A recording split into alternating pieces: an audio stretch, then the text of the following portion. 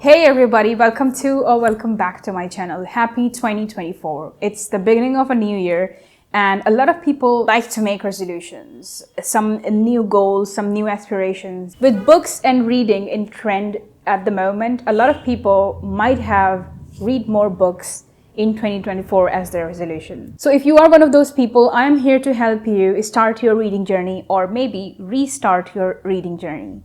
In today's video, as you can tell from the title of this video, I'm going to be sharing with you 11 books to be specific that will help you start your reading journey or maybe restart your reading journey. That I have accumulated 11 books that I have with me right here. I'll show you. It's pretty hefty. Okay, there we go. And these books will get you in the mood of reading. Because whenever I was in a slump, I read these books and they instantly put me on a reading kick. So without any further ado, let's go ahead and get right into the video. The first book that I'm going to be talking about is I Hid My Voice by Parinoj Sani. She is an Iranian writer and this story also takes place in Iran. It's a beautiful, beautiful story. I don't think that it has gotten that much of a readership, it hasn't reached the audience yet. But if you haven't heard about it or haven't read it, then please do give this book a read. It's pretty short and simple and the writing style is really smooth, and at no particular point you feel like you should stop reading this book. It tackles a lot of cultural stigmas in Iran and some of those things are present even in our society. So yeah, definitely a worth read because it will make you think. Next book that I want to talk about that I recently read is The Authenticity Project, and it is written by Claire Poulet, and it is a feel-good type of novel. I love the idea of the novel because it's such a unique idea. You don't have to put a lot of pressure on your mind because the story is just smooth sailing and you don't have to really sit down and think about what is going to happen next. So basically the idea of this book is that there is this elderly man who comes up with this idea that he writes in his book. The book is basically a diary and he names that book an Authenticity Project, which is the name of the novel as well. And he writes his true feelings in it. And he says that what if we are more authentic? He recounts his entire life and he says that he was never authentic. And he always hid his emotions and his feelings. So what if we are truly honest and authentic to ourselves? And also not put up a facade in front of other people when we are meeting them. So he leaves that notebook at a public place, at a cafe. And that notebook or that diary leads to events in the future that will shape the lives of so many different people. So it's definitely worth a read. Give this a shot and I'm sure that you will love it. Next book is The Midnight Library and it is written by Matt Haig, probably one of his most favorite novels that he has ever written. Love the concept, love the cover because there is a kitty on the cover as well. Tiny kitty. The concept is really unique. It's the concept that the person, the protagonist of our story is between life and death. And she enters into a library and that library has multiple books, tons and tons of books. And whatever book she picks up and whatever story she reads, she has the ability to live that life. Such a unique idea. And I feel like he handled it pretty well too. But I have obviously read a lot of mixed reviews online and also my own personal opinions are very mixed too. But the story is something that definitely left an impact on me. So I would highly recommend reading this novel. Moving on to another book that has some supernatural elements to it. Supernatural, paranormal. By the way, what is the difference between supernatural and paranormal? I can't distinguish between the two. So do let me know in the comments below. The next book that I'm going to talk about is Small Favors and it is written by Erin A. Craig. I recently read this last year and it is such a unique concept, but at the same time I haven't really read anything like it before. It definitely gives a lot of warm and cozy feeling because the story is taking place during winters.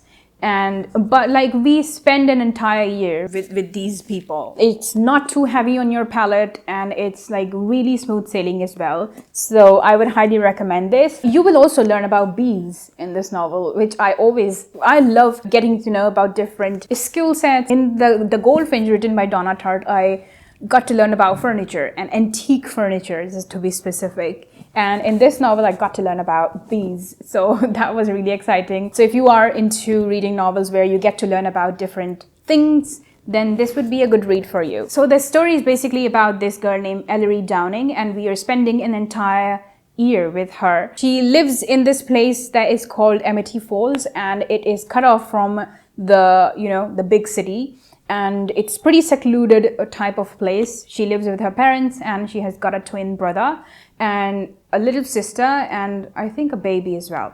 Another brother, I think. So everybody in the community in that place knows each other really well, because obviously they are the only people living in that town. The life is really mundane, and she just wants something to happen that will change the course of actions of her day. But then weird things start happening in their town, and like people start disappearing and nobody knows what's happening. Animals start dying, and like weird things, just creepy weird things start happening. Okay, next up we have a non-fiction, and it is A Big Magic by Elizabeth Gilbert. I have been pretty much raving about this book since 2020, I feel like. I have put non-fiction in this video purely because of the fact that it doesn't read like a non-fiction. At no particular point you feel like you are reading a non-fiction. I get really bored while reading non-fictions if they are not written in a good way. This one is a self-help book, but at the same time it will make you want to take action. It is about finding creativity in yourself and unleashing that creativity and living a much more creative life than you are living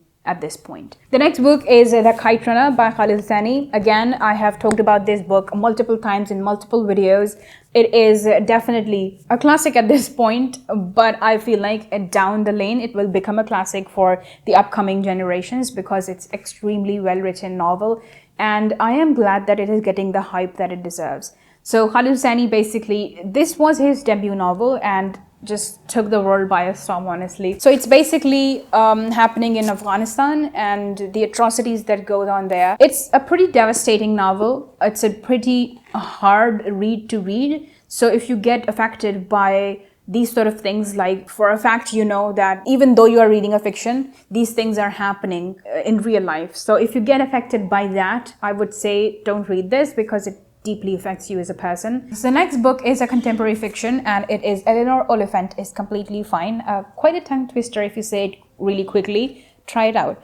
It is written by Gail Honeyman, and I love the subtlety of the cover. First of all, like you see these a house made out of matchsticks, and once you get to the end of the novel you realize the symbolism. It's a pretty simple novel, but not so simple at the same time. The writing style again is really simple, and you don't have to put a lot of thought into reading this. You know, you can pretty much gauge how the novel is gonna be, if it's gonna be easy to read or if it's gonna be hard to read, by the way the spacing and the font and alignment is done in a novel. That's why like the story novels with tiny font and like really crowded alignments, they really put me off. If you see a novel like that, you know that you're gonna be spending the next 30 days with that one book, because it's just an intuition, a reader's intuition, I would say. Next book is a thriller,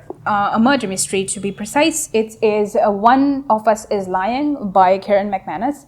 I wouldn't say that I am 100% fan of this. I am an 80% fan of this, because I didn't like the rest of the 20%. But I think it's a trilogy, and I only have read the sequel of this book, which is One of Us is Next. It is a pretty decent mystery, I would say. It says at the cover itself, a geek, a jock, a criminal, a princess, a murder. Who would you believe? So there are basically 5 students who walk into a detention, but only 4 of them leave. So who is the murderer? It also like touches young adult genre. So if you are into that, a great option for you. No recommendation video of mine would be complete without not mentioning Frederick Backman.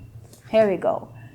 Going back to A Man Called Ove by Frederick Backman. It is my ritual to read Frederick Backman's work at least once a year. Every single time I read his work, I'm always satisfied. So, and it always leaves me with so much to think about, because he always that's what I love.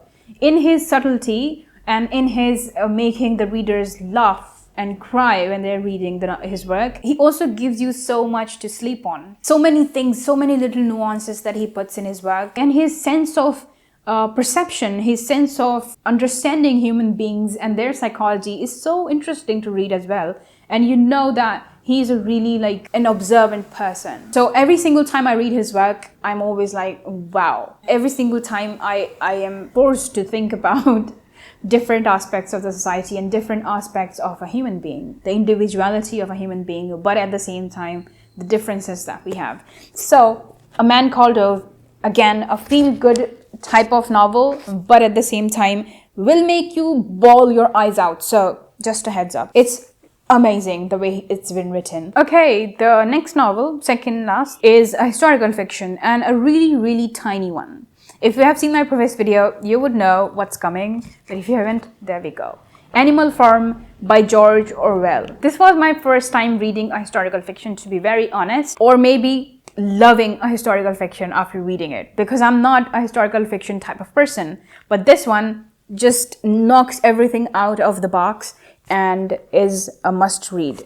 If you are not into historical fiction, give this a read. You will become a fan. And the fact that it is only 100 pages long is just a cherry on top. And the last book is this one. It's The Family Tree by Sarish Hussain. So if you are a Desi person, India, Pakistan, even Bangladesh, then you will enjoy reading this novel. So this story is basically about this British Muslim family who has migrated from Pakistan, and they are trying to find their footing in that culture. So it's obviously a lot different. The parents migrated, and then obviously the kids are first generation immigrants, second generation immigrants, or first, I don't know. There's a lot of back and forth going on in the novel. Like certain elements are happening in the protagonist's childhood, and then a lot of things are happening in the present when she's an adult. But despite that, like, I didn't find the jumping of perspectives really confusing. So those are all the 11 books that I would recommend if you are in the lookout for starting